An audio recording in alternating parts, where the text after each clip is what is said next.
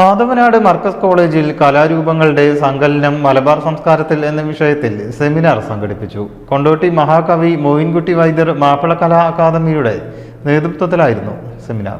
Moyinkutty Vaidyar Mappila Kala academy secretary Basheer Chungathara seminar ഉദ്ഘാടനം ചെയ്തു.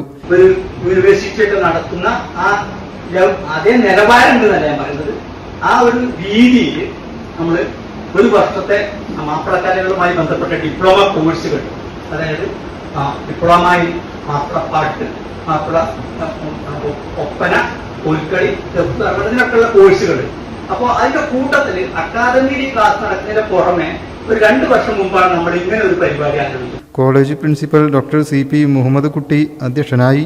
നൂറ്റാണ്ടുകളായി മലബാർ കാത്തുസൂക്ഷിക്കുന്ന സാമുദായിക സൗഹാർദ്ദത്തിന്റെ അടിസ്ഥാനം അവിടുത്തെ പരമ്പരാഗത കലകളുടെ സങ്കലനമാണെന്ന് ചരിത്രകാരൻ ഡോക്ടർ KK മുഹമ്മദ് അബ്ദുൽ സത്താർ പറഞ്ഞു. സാമൂതിരിയെ പോലുള്ള ഭരണാധികാരികൾ ഇതിന് വലിയ പ്രോത്സാഹനവും പിന്തുണയും നൽകിയിരുന്നുവെന്നും അദ്ദേഹം കൂട്ടിച്ചേർത്തു. പ്രമുഖ മാപ്പിളപ്പാട്ട് ഗായകൻ ഫിറോസ് ബാബു വിഷയം അവതരിപ്പിച്ചു. മഹാകവി മോയിൻകുട്ടി വൈദ്യർ ആദ്യം എഴുതിയത് പ്രണയമല്ലേ, പ്രണയ ഗ്രന്ഥമല്ലേ, ബദറുൽ മുനീർ ഹുസ്നുൽ ജമാൽ. അദ്ദേഹം എഴുതിയ ആദ്യ വരികളും ആ വരികൾ ഞാൻ നിങ്ങളോട് പറയുന്നില്ല.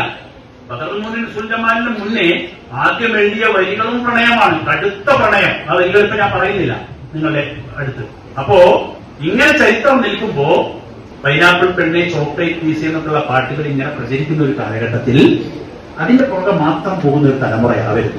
Markaz college Mappila Padana Kendram director Muhammad Basheer, office superintendent KM Abdul Gafoor, IQAC coordinator MP Fasila, doctor KP Vimal എന്നിവർ സംസാരിച്ചു.